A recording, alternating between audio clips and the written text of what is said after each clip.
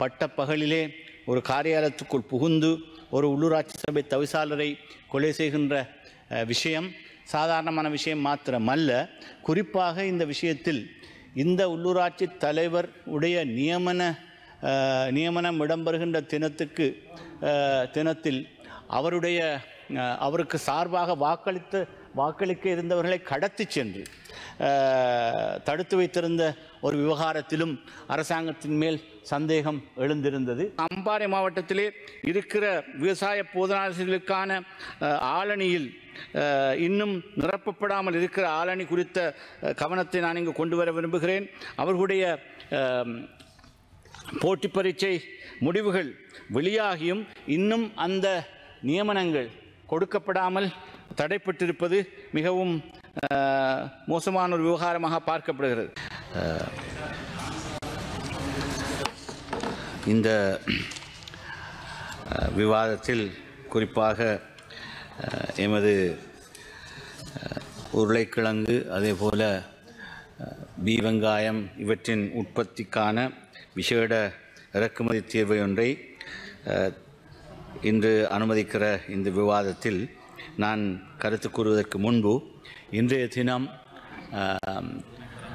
உலக சுகாதார ஸ்தாபனத்தினால் மார்பக புற்றுநோய் குறித்த அவதானத்தை செலுத்துவதற்காக இந்த மாதத்தை அதற்கான அவதானத்துக்குரிய மாதமாக பிரகடனப்படுத்தியிருக்கிறார்கள். இது சம்பந்தமாக பாராளுமன்றத்தில் இருக்கிற பெண்களின் ஒன்றியம் இன்று ஒரு ஒத்திவைப்பு நேர பிரேரணையை பிரேரித்திருக்கிறது.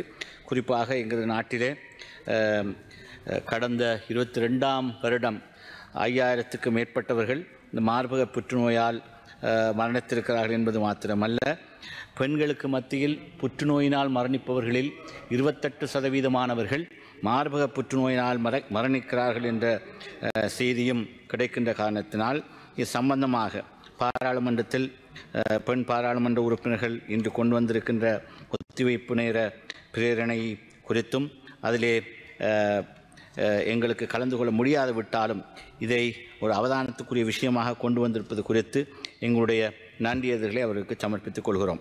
அதே நேரம் இன்று காலை வெலிகமை பிரதேச சபையின் தவிசாளர் உடைய அகோரமான கொலை சம்பவம் எல்லோரையும் மிக மோசமாக பாதித்திருக்கிறது.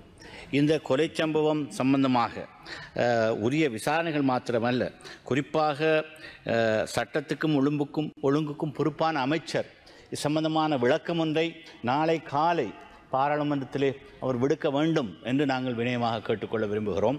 இன்று அரசியல்வாதிகளுடைய பாதுகாப்பு மாத்திரமல்ல, பொதுமக்களுடைய பாதுகாப்பும் அச்சுறுத்தலுக்குள்ளாயிருக்கின்ற ஒரு சூழல் மிக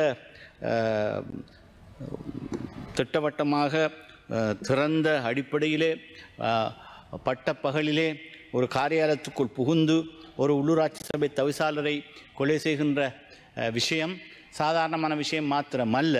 குறிப்பாக இந்த விஷயத்தில் இந்த உள்ளூராட்சி தலைவர் உடைய நியமனம் இடம்பெறுகின்ற தினத்தில் அவருக்கு சார்பாக வாக்களிக்க இருந்தவர்களை கடத்தி சென்று தடுத்து வைத்திருந்த ஒரு விவகாரத்திலும் அரசாங்கத்தின் மேல் சந்தேகம் எழுந்திருந்தது. இந்த பின்னணியில் இவ்வாறான கொலை நடைபெற்றிருப்பது என்பது அரசியல் ரீதியாக இதற்கு சம்பந்தம் இருக்கிறதா, ஏற்கனவே இதை வேறு பக்கங்களில் திசை திருப்பதற்காக வேறு காரணங்களையும் சொல்லி இன்று கொலையுண்டவருக்கு எதிராக அவரை அவமானப்படுத்துகின்ற அடிப்படையிலும் சில காரணங்களை சொல்ல சில ஊடகங்கள் முயற்சிக்கின்றன.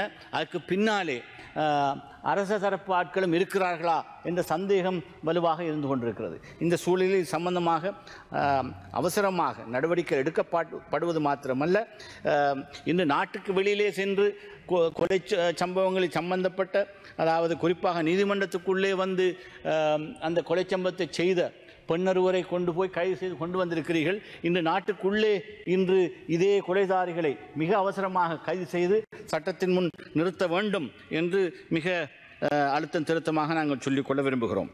அதை சொன்ன பிற்பாடு குறிப்பாக இந்த உருளைக்கிழங்கு வெங்காயம் சம்பந்தமான புதிய இறக்குமதி தீர்வை குறித்து பேசுகின்ற போது உற்பத்தியை பெருக்குவதற்காக இன்று விவசாய ஊக்குவிப்பு உத்தியோகத்தர்கள் குறிப்பாக விவசாய போதனாசிரியர்கள் குறித்த விவகாரத்தில் இந்த அரசாங்கம் கூடிய கவனம் செலுத்த வேண்டும்.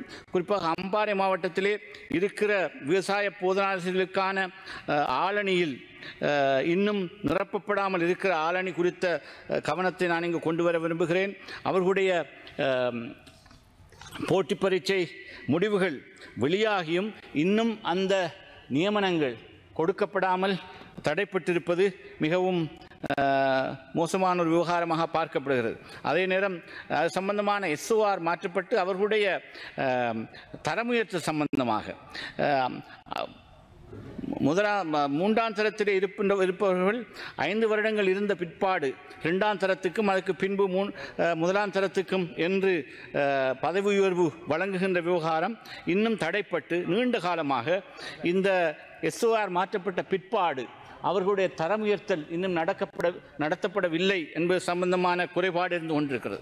அதே போல கல்முனையிலே அங்கு அதற்கான விவசாய ஊக்குவிப்பு காரியாலயம் கல்முனையில் இல்லாமல் இன்று பெரிய நீலாவணையில் மாத்திரம் இருந்து கொண்டிருக்கிறது.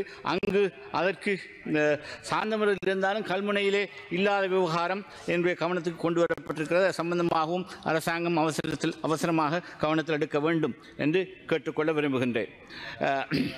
இன்று காலை எங்களுடைய பாராளுமன்ற உறுப்பினர் உதுமாலபி அவர்கள் பேசுகின்ற போது நெற்களஞ்சியப்படுத்துகின்ற களஞ்சியங்கள் இந்த அம்பாறை மாவட்டத்திலே அது சம்பந்தமான கேள்வி கேட்கப்பட்ட போது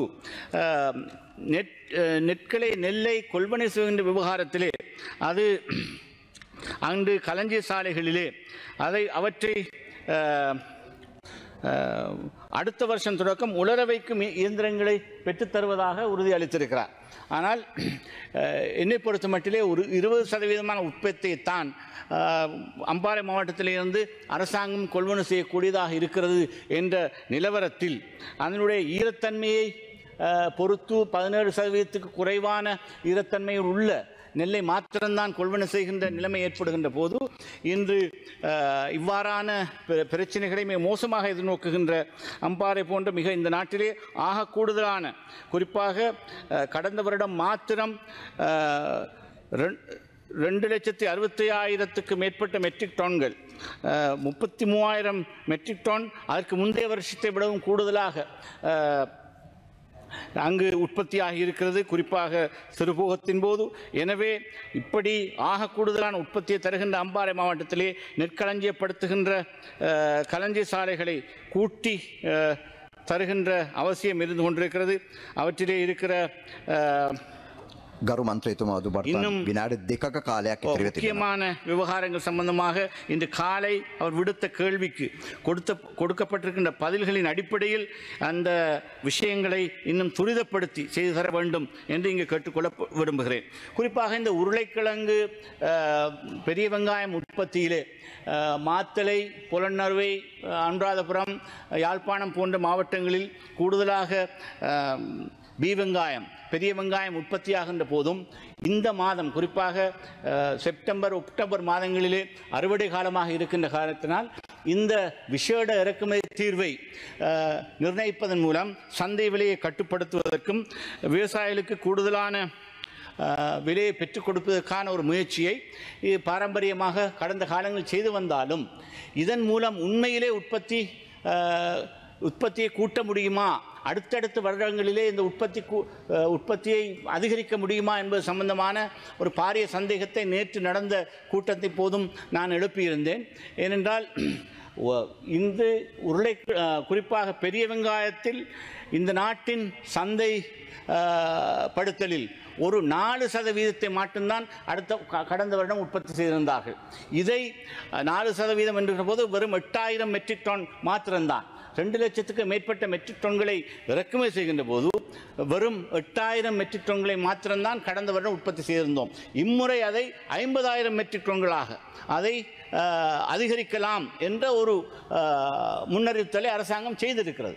ஆனால் இது இந்த உண்மையில் சாத்தியமாக என்பதை கவனிப்பதற்கு விவசாய போதனாசிரியர்களையும் அது சம்பந்தமாக சரியான எக்ரிகல்ச்சரல் எக்ஸ்டென்ஷன் ஆஃபீஸர்ஸையும் அவர்களுக்கு அந்த இடங்களுக்கு அனுப்பி அவர்களை பயிற்றுவிப்பது மாத்திரமல்ல, விதை வெங்காயம் என்பது மிக குறைந்த அடிப்படையில் இருக்கிறது. விதை வெங்காயத்தை பெற்றுக் கொடுக்கின்ற அந்த முக்கியமான கடமையில் அரசாங்கம் கூடிய கவனம் செலுத்தப்பட வேண்டும். அதே நேரம் இந்த வரி விதிக்கப்படுவதற்கு முன்பே ஏறத்தாழ 25,000 மெட்ரிக் டன்கள் இறக்குமதி செய்யப்பட்டிருக்கிறது என்ற ஒரு கதை இன்று வெளியிலே வந்திருக்கிறது. இது உண்மையிலே அமைச்சை பொறுத்த மட்டிலே அமைச்சை பாதிக்கின்ற விவகாரம். இது சம்பந்தமாகவும் சரியான விளக்கம் ஒன்றை இந்த சபைக்கு தர வேண்டும் என்று கேட்டு நான் என்னுடைய உரையை நிறைவு செய்கிறேன். நன்றி.